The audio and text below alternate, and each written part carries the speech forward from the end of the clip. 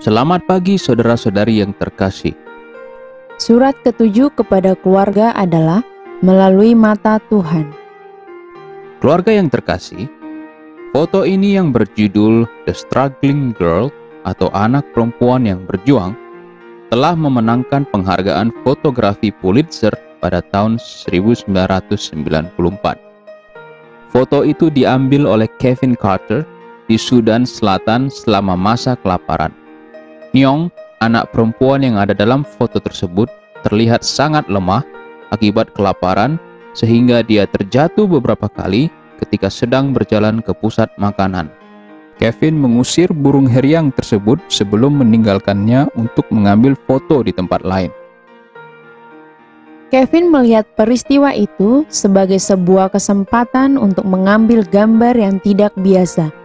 Dia merasa bahwa mengusir burung heriang itu sudah cukup dan tidak melakukan usaha lebih jauh untuk membantu anak perempuan yang sedang berjuang tersebut. Ketika Anda melihat gambar ini, Anda mungkin memikirkan beberapa cara lain yang bisa Anda lakukan untuk menolong anak itu. Anda sendiri mungkin akan terkejut dengan daftar cara-cara yang Anda pikirkan. Latihan singkat ini juga menyoroti bidang-bidang yang menurut saya kurang dalam cara saya berhubungan dengan orang lain, khususnya dengan yang saya kasihi di rumah saya. Yang pertama, pembawa gambar Allah. Aku diciptakan seturut dengan gambarnya. Kejadian 1 ayat 27. Diciptakan dalam Kristus Yesus untuk melakukan perbuatan baik. Efesus 2 ayat 10. Ini artinya saya merefleksikan kasih Kristus yang menghasilkan pekerjaan-pekerjaan baik yang merupakan buah dari iman saya. Ketika berhubungan dengan menolong, saya akui bahwa pada saat itu saya akan melakukan yang minimal dan pergi, bangga dengan fakta bahwa paling tidak saya telah melakukan sesuatu. Dalam banyak kesempatan, saya bisa membantu pasangan saya dalam berbagai cara.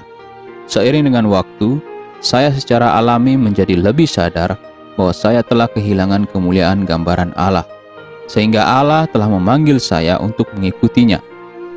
Melihat ke belakang tentang kehidupan Kristus telah membantu saya memahami bahwa satu-satunya cara saya bisa merefleksikan gambaran ilahi adalah mati terhadap diri sendiri. Lukas 9 ayat 23. Suatu tindakan kasih kepada istri saya tidak cukup. Jika saya bertujuan untuk mengasihi istri saya seumur hidup, saya harus siap untuk menunjukkan kasih saya kepadanya selama sisa hidup saya. Sama halnya para wanita, tindakan Anda untuk tunduk kepada suami Anda membutuhkan konsistensi selama sisa hidup Anda. Kristus telah menunjukkan kasih-Nya kepada Bapaknya dengan menerima kematian di atas kayu salib. Di saat yang sama, dia juga menunjukkan roh ketundukannya melalui ketaatan kepada kehendak Bapaknya. Yesus mencakup kualitas Allah sehingga orang lain dapat melihat Bapaknya melalui hidupnya. Marilah kita memiliki keinginan yang sama. Yang kedua, melalui mata Tuhan. Saya membutuhkan waktu yang lama untuk menyadari hal ini, dan saya senang atas kesabaran Tuhan kepada saya. Dia telah mengajarkan saya untuk melihat hal-hal melalui mata kasih-Nya dan bukan melalui mata manusia. Mata manusia diwarnai dengan keegoisan, keserakahan, keiri hatian, kecemburuan, dan kesombongan. Dengan mata rohani, kita dapat melihat, pertama, ketidaktaatan manusia dan kasih Allah. Ketika anak-anak kita tidak mematuhi kita, hal itu membuat kita marah dan kesal. Sikap ketidaktaatan yang sama terjadi di Taman Eden. Adam dan Hawa memakan buah dari pohon pengetahuan tentang yang baik dan yang jahat. Tetapi apa yang Allah lihat adalah kepolosan dan kesederhanaan mereka. Keinginannya untuk menyelamatkan mereka memunculkan janjinya akan seorang penyelamat. Kejadian pasal 3 ayat 15. Inilah kasih Allah. Yang kedua, dosa manusia dan kasih karunia Allah. Manusia terus berbuat dosa. Ada suatu kebutuhan untuk membersihkan dunia. Tetapi Allah kita yang Maha Tahu melihat betapa tersesatnya manusia dan membuat suatu rencana untuk memberikan mereka waktu untuk bertobat dan berpaling dari dosa. Rentang waktu yang dibutuhkan Nuh untuk membangun bahtera sesuai dengan spesifikasi yang telah Allah tetapkan sekitar 80-100 tahun. Selama rentang waktu tersebut, Allah memakai Nuh untuk memperingatkan manusia tentang penghukuman Tuhan yang akan datang. Ini merupakan bukti kasih karunia Allah sejak permulaan zaman. Yang ketiga, kejahatan manusia dan pengampunan Tuhan. Kristus telah menunjukkan apa arti menghidupi gambaran Bapanya. Ketika kita dikritik karena kebenaran, kita sering merasa sakit hati dan salah paham. Akan tetapi kita perlu mengampuni, bertekun, dan yakin kepada Allah untuk mengarahkan kita.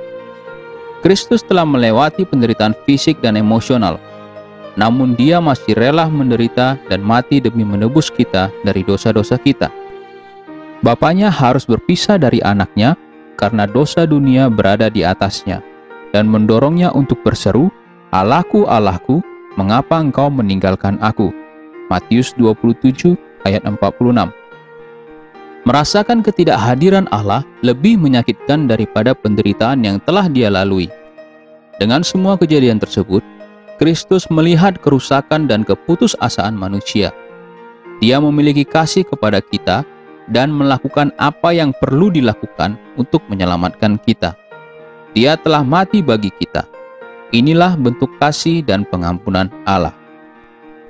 Saya sering berharap saya bisa melakukan lebih untuk menunjukkan karakter Tuhan kepada istri saya. Saya tahu beberapa area yang perlu saya tingkatkan. Saya seharusnya bersedia membantunya ketika dia membutuhkan saya. Dan jika situasinya memungkinkan, bantu dia beberapa kali dalam beberapa waktu yang singkat.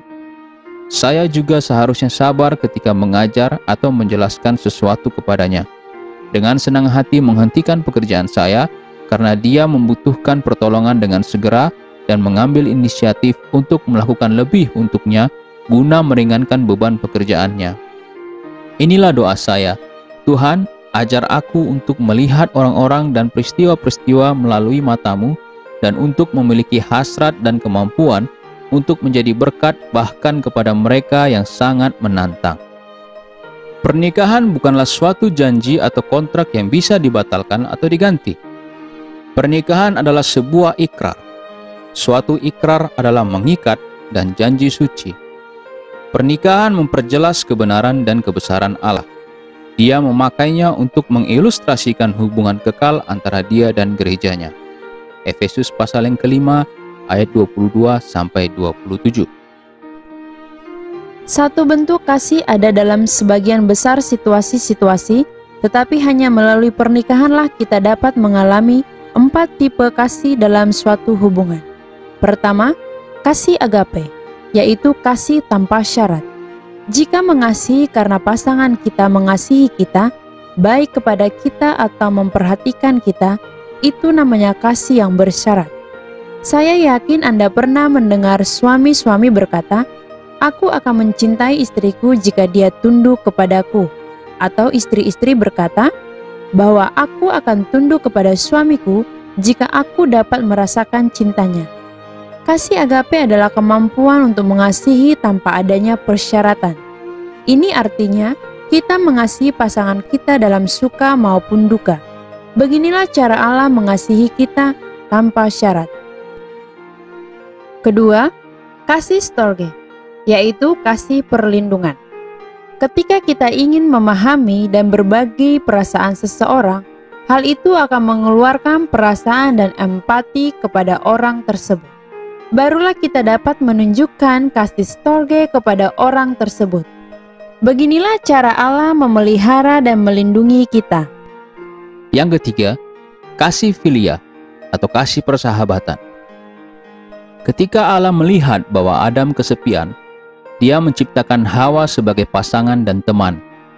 Mereka tertawa bersama, saling percaya, melakukan semua hal bersama-sama, dan menikmati kenyamanan kebersamaan mereka. Allah menyediakan bentuk hubungan ini dalam sebuah pernikahan. Yang keempat, kasih eros. Pernikahan mengizinkan kita untuk mengekspresikan kasih kita terhadap satu sama lain dalam percintaan dan keintiman. Kasih eros melibatkan hasrat dan perasaan, dan sebagai pengikut Kristus, hal itu melekat kepada hubungan cinta satu laki-laki dan satu perempuan. Kasih ini sangat kuat bahwa seorang pria dan wanita yang mungkin sudah saling mengenal selama beberapa tahun, bersedia meninggalkan ayah dan ibu mereka yang telah merawat dan mengasihi mereka selama kira-kira 20-30 tahun, hanya demi bersama pasangan mereka. Inilah berkat dan misteri pernikahan. Rangkuman, belajar untuk melihat orang dan situasi dari perspektif Allah dan menilai orang lebih penting daripada menyelesaikan sebuah tugas atau harga suatu objek. Pasangan kita sangat berharga. Allah telah membentuk pernikahan untuk mengilustrasikan hubungannya dengan gerejanya. Pernikahan adalah sebuah media untuk menunjukkan kasih Allah dan untuk menyebarkan Injil. Berbagi bersama beberapa keluarga tentang hal yang pertama, bagaimana kita bisa dapat mengubah pergumulan dan masalah menjadi tantangan agar lebih dekat dengan Tuhan?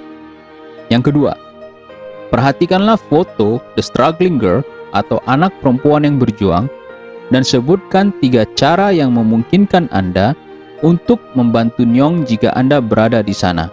Apa saja motivasi Alkitabiah Anda? Yang ketiga, renungkan situasi sulit Anda di rumah. Sebutkan 3 cara yang memungkinkan Anda untuk membuat situasi menjadi lebih baik. Ayat apa yang memberikan Anda inspirasi? Marilah kita membuat sebuah perubahan yang signifikan dalam hubungan pernikahan kita.